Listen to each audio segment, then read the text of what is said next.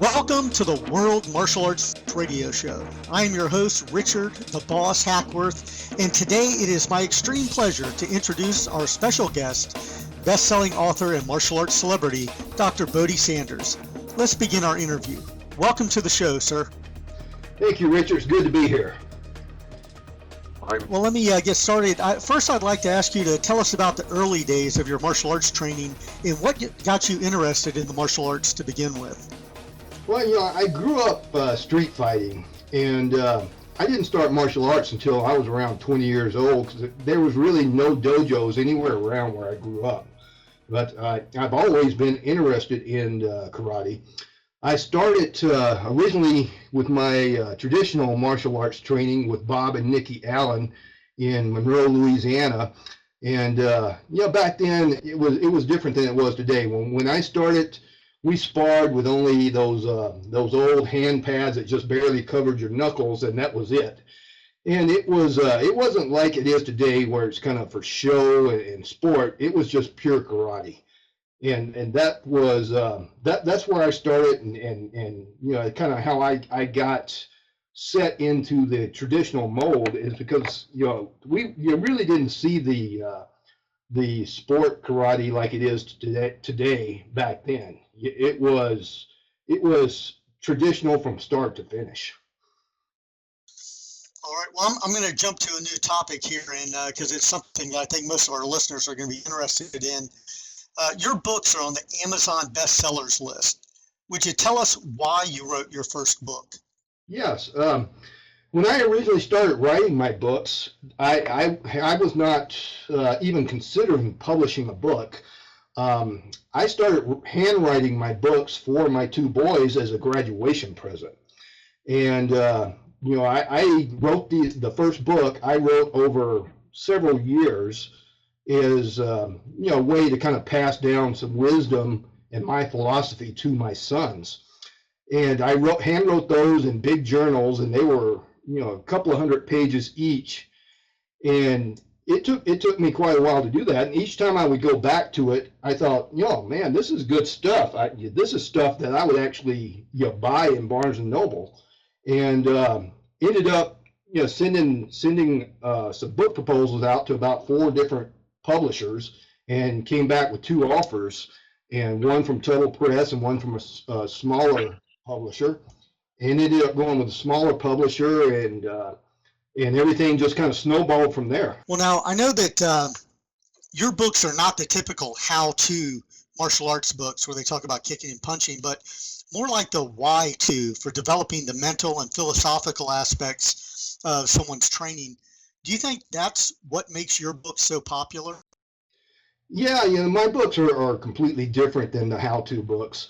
It seems like every other guy who earns or buys a black belt somewhere all of a sudden wants to write a how-to book on the martial arts, as if he has something completely new to tell us about violence or martial arts or fighting. And there's tons of these books out there. Most are simply repeating what has already been written over and over again. These are the guys that want everybody to look at them as Mr. Tough Guy or something. My books are completely different than that. My books are about the warrior, what I call the warrior lifestyle, and they cover everything from martial arts philosophy, character traits, to the spiritual side of the arts. And when you get right down to it, true martial arts is a lifestyle. It's a way of living. It's not just about how to fight, how to punch or kick. As Master Funakoshi said, the ultimate aim of karate is the perfection of character. He didn't say the ultimate aim is about, how to perfect your punch or how to throw this kick or that kick. It's about character. It's about living life. It's meant to be something that is useful in every part of your life, not just in fighting. And that's what my books are about, is the perfection of character. They're the ideal for living a life of honor and character and integrity. They're about living your life to the fullest, the whole 9 yards, not just on the technical aspects of martial arts. My books are for everyone across the board, whether you're a martial artist or not. They can help you live a better life. Well, thank you for that insight there. I want to go a little bit deeper and ask you to tell us a little about your purpose for writing these books. Yeah, as I said before, when I first started writing them, I was writing them to pass on, wisdom and philosophy to my sons, and I done it originally so that they would have something handwritten, something that they would really treasure from their father, and that was the original purpose, and it kind of escalated from there. I quickly learned that how needed this wisdom of living the warrior lifestyle was needed across the board. So I once I saw this need. I've been teaching school. I was a school teacher for about 15 years, and I could see a void here as far as the young people's knowledge of honor, wisdom, integrity, character, across the board, from everything from manners to normal character traits. They were missing it. People are not being taught anything about honor and character and integrity anymore, as a rule. And my purpose is to help people get back to the old ways of living life to the fullest and being men and women of honor. And that's something that I think is badly missing in our society, and something we need to get back to. And that has become my purpose in life for writing my books, is to help people see this and help people learn how to live their life in that way, and get back to the old ways and start taking life more seriously. All right, well, that's very interesting. I know that I agree with you completely about those things being missing in our society today. We're going to be right back after these words from our sponsors with our guest, Dr. Bohdi Sanders, so don't go away.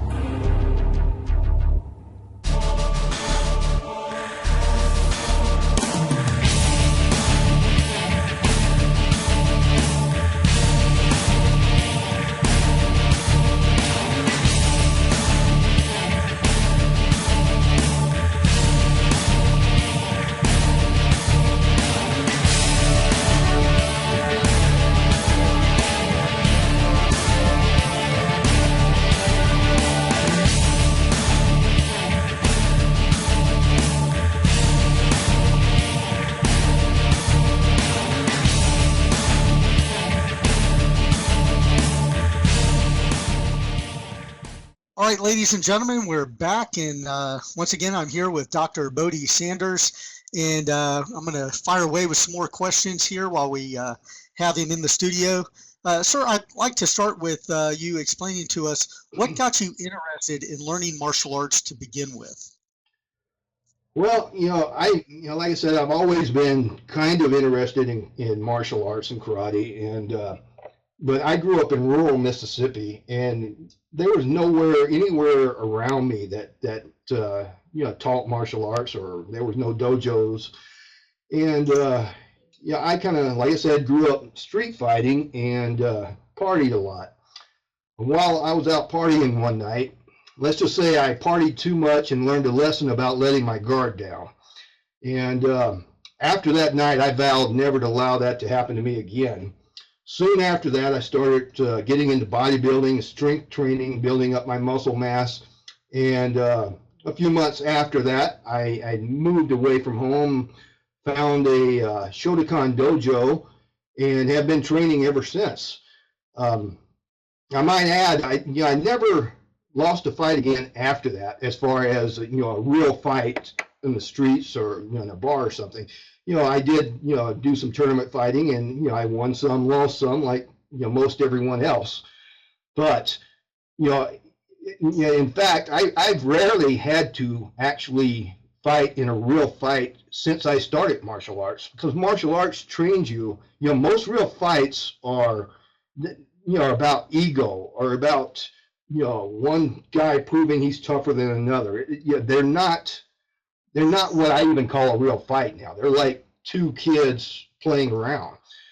And, once you really get into traditional martial arts and you learn the philosophy behind it, you are much more likely to walk away from a fight than you are to fight for ego or some of these silly reasons that you see guys fighting.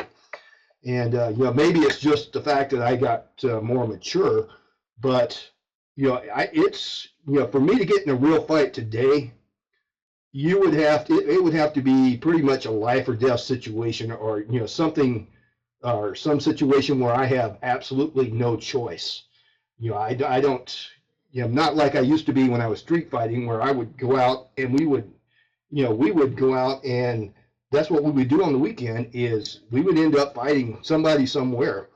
And once you really get into the philosophy, the true philosophy of the martial arts, you're not interested in doing that anymore. And that's another reason that, I try to, teach what I teach to young martial artists, is they need to know this. Too many martial artists still have that attitude where they go out and they want to, fight to prove how tough they are. You've got to get past that and learn, what, the difference between self-defense and fighting is. I think that it's interesting in your background that you made that evolution there from street fighter to philosopher. And it makes me wonder, what do you like most about the traditional martial arts? But traditional martial arts take you back to a time of honor, respect, traditional values, a time when character and your word actually meant something. When people took life a little more seriously. People forget that traditional martial arts were developed for self-defense. It wasn't for show. It wasn't for sport. And I hear so many people today saying that traditional martial arts are no good for self-defense, but that's just not true. That was the original purpose. It's not that traditional martial arts are not good for self-defense, but those people who are saying that are not good at traditional martial arts. They learn a little bit, and then they go out and they think they are, hot shot, and they find out that, they can't do what they really thought they could do, or they weren't where they thought they were. And then they say the traditional martial arts are not good for self-defense, which is just plain not true. When you've mastered an art like Shotokan, I guarantee you that you'll be able to defend yourself.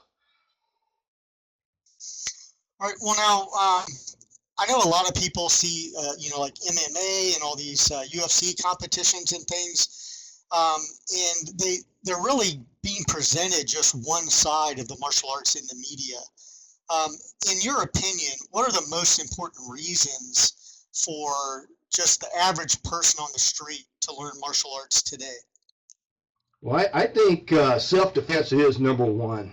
First and foremost, everyone needs to know how to defend themselves, especially in today's world. I mean, we're seeing that. You can see, if you watch the news any today, you're going to see, people rioting, people attacking other people, blindsiding other people. You can see example after example of this. So, self-defense has to be your number one reason for learning a martial art. If it's not, then you're missing out on the most important aspect of learning a martial art. Everyone has their own personal reasons for learning martial arts. It's either sports or just fitness, or you're interested in the tradition of the art or traditional weapons, whatever it is. And there's nothing wrong with any of those, but self-defense is the bottom line. The fitness part, the mental part, the spiritual part will all come to the practitioner who stays with it if they're serious about their training and they stick with it over time. But it needs to start, in my opinion, it needs to start with self-defense in order to be truly considered, a real martial art in my book. And there's so many that you see today, and they're about making money. They're not really about traditional martial arts in the sense that you want to learn self-defense and how to defend yourself. And to me, if you don't have the self-defense part down, then you're just playing around. You're not really taking your martial arts seriously. I can see that, we think a lot alike in that aspect. Right now, we're going to take another break. We'll return to the show after the words from our sponsors. So hold still and we'll be right back.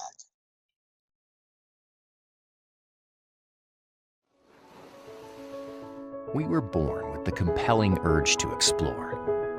It's in our blood. There's a saying, the world is a book, and those who do not travel read only a page. Why wait until your life is almost over to finally read the whole book? What's holding you back? You can find the time. You can have the freedom. You can explore the world.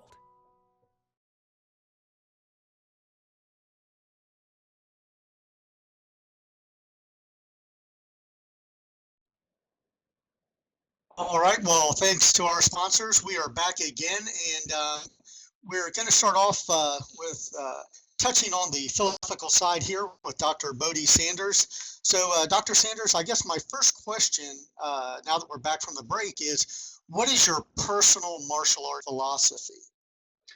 Well, I guess if I have a personal martial arts philosophy, it would be use whatever works. I'm not. When I first started martial arts, I was very much into doing everything exactly as my instructor showed me. I had to do the technique exactly like he did it.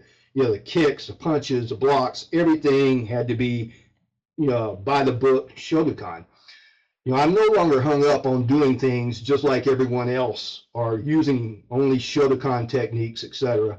Today I train for realistic martial arts self-defense, which means I use whatever works, whether it's a good front kick or a handful of sand or a brick bat.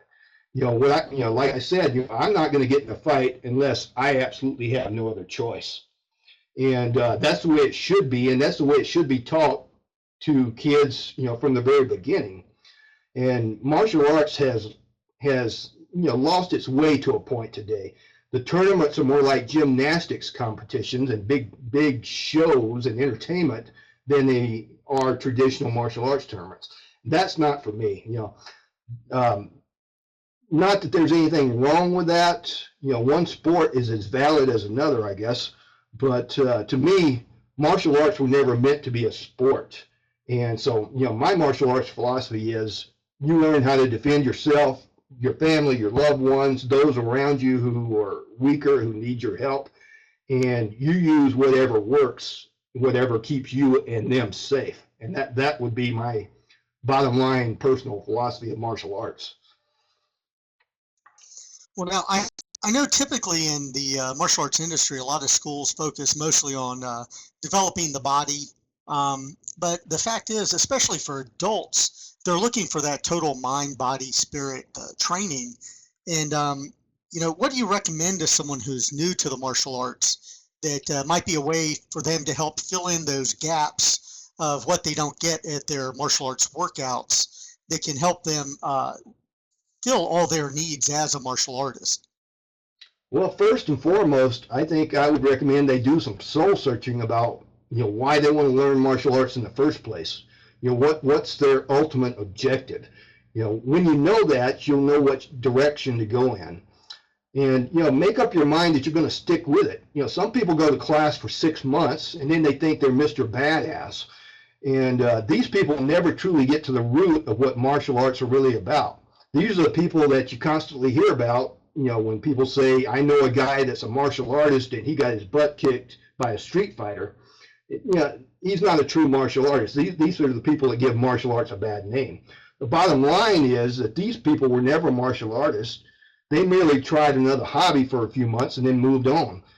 But they want to go around and brag to people and have those people who have no clue about what martial arts truly are think that, you know, they are this great martial artist. Those kind of people usually get exposed as they really have no clue about what they're doing, or, you know, martial arts or life in general. Another thing that I would highly encourage new students to do is to practice their martial arts daily, not just on Monday or Thursday night practices, but classes, but just, you know, make it a part of your life. Practice your katas at home, practice your techniques, get a heavy bag and use it.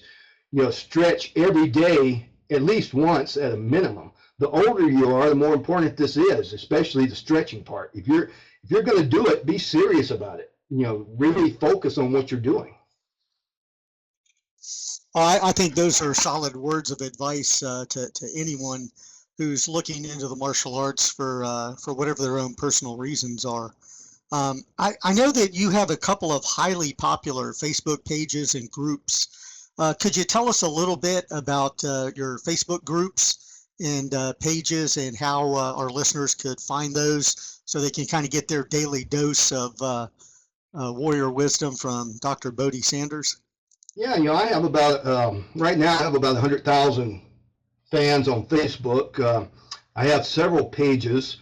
My most popular is called Warrior Wisdom and the Warrior Lifestyle. And I also have a popular page called The Gentleman Warrior. And they both kind of, you know, the Warrior Wisdom page touches completely on, you know, martial arts and the warrior lifestyle, warrior philosophy. The Gentleman Warrior page, you know, touches on, you know, some of the warrior stuff, but also other issues which are important to men and men of honor and integrity. And then I'm going to be starting a new page soon called Men of the Code, which is the title of my new book that's going to be coming out this fall.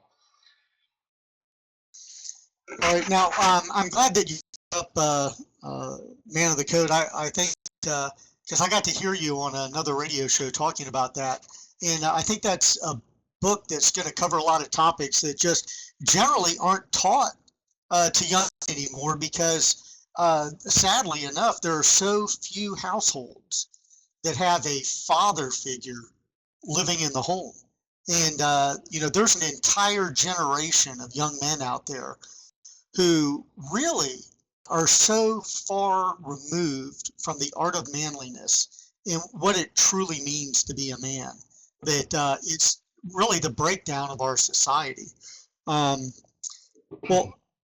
I think what I'm going to do right now is go ahead and take a break. We'll be back after these words from our sponsors, and I'll have some more questions for you, Dr. Sanders, in just a few moments. Taekwondo training, fellowship, and spirit. The U.S. National Taekwondo Association is your link to the traditional Taekwondo of Korea. We offer both national and world certifications. Our mission is to provide a fraternal organization for the promotion and preservation of Taekwondo as a martial art. We strive to service all needs of the traditional stylist, from the highest level grandmaster to the beginner student. Enjoy the many benefits we offer: grade and black belt certifications, instructor and master instructor courses, tournament insurance, success seminars, state, national, and international competitions, business support, martial arts supplies, monthly e-newsletter, and private training tours of Korea. Not only do we teach the best techniques, but Korean philosophy as well. We develop the complete mind, body, and spirit philosophy. Visit www.usnta.net to join today. All right, ladies and gentlemen, we are back with the World Martial Arts Radio Show. I'm your host, Richard the Boss Hackworth, and my special guest today is Dr. Bohdi Sanders. And sir, I want to jump right back in to, we had touched a little bit on traditional martial arts earlier. So I want to ask you is about, you know, being a traditional stylist. What do you think of the baton twirling, weapon flipping style forms that are being done at the open karate tournaments these days? Well, you know, they're kind of cool to watch, and those guys certainly have talent, but that's not my thing. You know, to me, it's just for show and sport. You know, if I'm going to, you know, use a staff or though I prefer taking my Hanbo or my Joe staff and practicing specific strikes to specific targets. You know, as I said before, you know, I focus on actual self-defense, and so all of my training today is focused on self-defense. And I much prefer the old style tournaments, you know, where you went out there and you had a very small pad on your hand, maybe some foot protection and a mouthpiece, and that was it. And you didn't see all this, you know, the entertainment aspect of it. It's kind of like everything else. Martial arts has, you know, everything can be taken to an extreme. And I think what they're doing with the twirling and weapon flipping and all this, you know, instead of just ki-ing, you know, from your spirit, from your inner spirit as it should be, you know, this screaming as loud as you can, all that stuff, to me, it's not true martial arts. And, you know, that's just my personal opinion on it. Well, now, I've followed a lot of comments on the Facebook pages and things, and there's, it seems that there are a lot of instructors out there that use your books as content teaching martial arts philosophy in their classes. Now, which book do you feel is best for this use and why? Well, you know, my Warrior Wisdom series is a series of 3 books, and you know, those are great. A lot of people use those for training. Modern Bushido is my best-selling book. It hit #1 on Amazon.com, and yeah, I had, you know, climbed into the top 10 for 104 weeks so far. And but all of those books are great to use for class. Each one has some great teachings and philosophy, and students of all ages can benefit from them. My books have not only been used in dojos, but also in juvenile detention centers to help troubled teens. They've been used by parents of troubled teens to help them, you know, kind of get back on track and help teach, you know, the philosophy behind the warrior lifestyle, which when you teach, you know, this philosophy to students, they listen to it. It's not like you're harping on them about, you know, do what I say, you know, listen to what my rules are, but it's a lifestyle that they can see a benefit from, and they see, oh wow, this is what, you know, real men and real women, this is how they act, and this is stuff that you should know. This would set me apart and make me individual. A lot of these kids want to stand out and be different. Well, in today's society, if you're living a life of honor and character and integrity, and you are, you know, taking your life seriously and focusing on how you should live, you are going to stand out and be different. That is not like it used to be.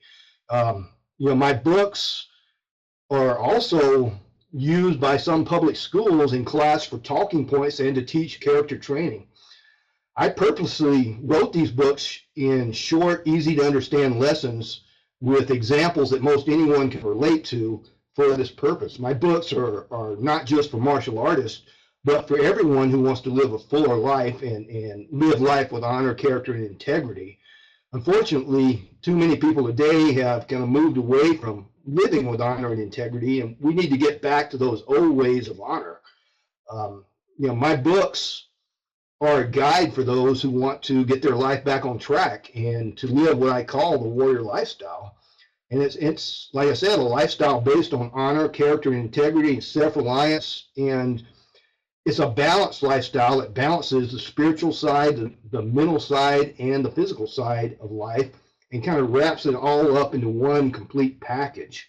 And that is what so many kids are missing today. And I think if we would start teaching this again, especially at an early age, we would see a lot of the problems that we're seeing today change. And I think that's, you know, one reason we're seeing so many problems is these kids are not getting that kind of teaching today. Well, I know that, you know, we've both talked about how young people can benefit from this, but I think another thing that your books share with people is a way for, you know, older instructors who have kind of reached that point in their career where they've got instructor burnout to maybe repurpose themselves to, you know, kind of reinvigorate themselves, spiritually and philosophically, to kind of give them a new side of the martial arts to practice. And so I think that for me personally, that has been one of the bigger benefits I have gotten from reading your books. Now, a lot of people from our generation, we hear this all the time where people will say, if I knew what I know now. And so I'm going to give you that opportunity. I'm going to ask you, if you could go back in time and start your martial arts journey over, what would you do differently and why? Well, I would have done a lot of things differently. I would have been more serious to start with. When I first started martial arts, I was one of these people who, did martial arts 2 days a week. And, the other days of the week, I, went out and partied or did whatever. I was, I was about 20 years old when I first started. And, so the first thing I would say is I would have been more serious to start with. I would have trained daily instead of just, going to class 2 nights a week. And I did martial arts when I went to class, and that was it. I would have stayed with my original instructors at least until I earned my first black belt. I ended up moving around, and so I had a lot of different instructors, and that's kind of hard, sometimes, especially when you just start martial arts and you're with your original instructor. And if you've had a really good instructor to start with, it kind of makes it hard to go and just find different instructors, because it's kind of hard to find really good instructors in traditional martial arts today, the ones that will teach the whole package. And I think if you start out with a good instructor, and then you leave and you have to try to find another place, if you move from town to town, you have to try to find different instructors. You're always comparing the new instructor with your first instructor, and that causes a lot of conflict. So I would have stayed with my original instructors at least until I got my first black belt. I would have tried my best to actually live in Japan for a while as part of my training, so I would be immersed in the culture and the philosophy behind my specific martial arts. I also, as I said, would have applied myself to my art much more at an earlier age. But as they say, hindsight's always 20/20. That's why the martial arts world needs people like you, Richard, and it needs teachings like my books and books like mine to help beginners understand these things, so they don't have to look back and say, oh, I wish I could have done this or that differently, and they can kind of be more serious and get focused right off the bat. In the United States today, we teach our kids to focus mostly on fun and having fun and just playing around more than anything else. And as so, our kids are not as focused as they should be on preparing for life. And I sincerely hope that my books help some people realize this and avoid making the same mistakes that I did, especially in my earlier days of martial arts training. All right. Well, I really appreciate you sharing those very personal feelings and thoughts with our listeners. Now, in closing, what I'd like to ask is, how can our listeners reach you to learn more about your books and also the free newsletters that you offer? What website do you recommend that they go to? Well, they can reach me on my website, thewisdomwarrior.com, and or on any of my Facebook pages, the Warrior Wisdom and the Warrior Lifestyle, the Gentleman Warrior. I also have my personal page on there, Bohdi Sanders. My website has some great deals on book packages, a free newsletter that's going to be coming out this fall, and dozens of free articles on there. Lots of great stuff that, great teachings that you can get right off the bat. My books are also available on Amazon, and your local bookstore will be more than glad to order them for you as well. So you can get in touch with me, across the board in lots of different places. All right. Well, sir, thanks again for being with us here today on the World Martial Arts Radio. This is Richard the Boss Hackworth. Thank you for joining us today, Dr. Sanders, and a special thanks to our listeners. Be sure to tune in next time to the World Martial Arts Radio Show here on the World Martial Arts Radio Network.